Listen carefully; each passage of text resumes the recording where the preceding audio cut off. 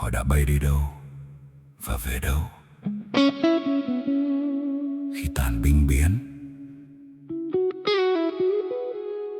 Và giờ thứ 25 đã điểm. Họ đi đâu trong giờ thứ 25? Từng cánh bay kêu hùng một thuở, chim đại bàng gầm trên đất lửa, cánh bay lên song phi vụ lại về. Bay về đâu trong thời khắc ê chề, đất trời rộng đã không còn bãi đáp, không tiếng gầm chỉ còn hơi thở hắt. Có điều gì như dao cắt qua tim. Giờ 25 còn lại mấy cánh chim hướng biển cả rồi bay đi biển biệt. Dưới cánh bay là quê hương bi thiết, một màu tang trong khói lửa điêu tan. Có cánh chim rơi giữa đại ngàn, có cánh sắt im lìm đáy biển. Ôi, giờ thứ 25 đã điểm.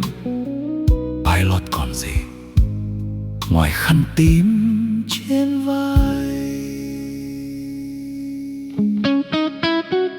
Pilot còn gì ngoài một nỗi đau dài.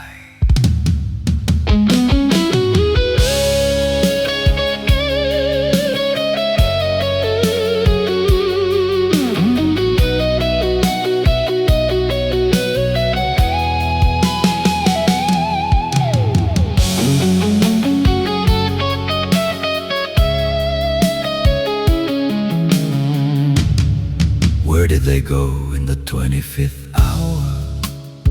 Those wings once proud in the fire, roaring loud across burning lands, they took the sky, then returned again. Where do they land in this bitter end? The sky so wide, no place to descend.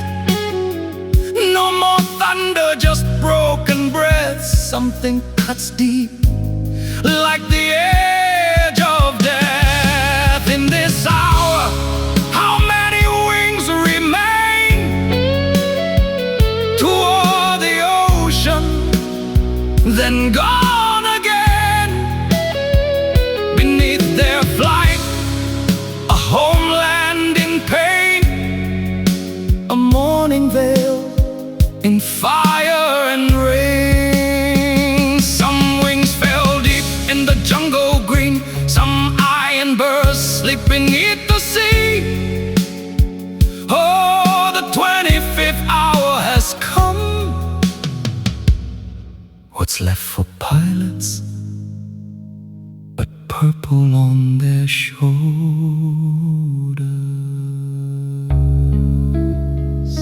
What's left but endless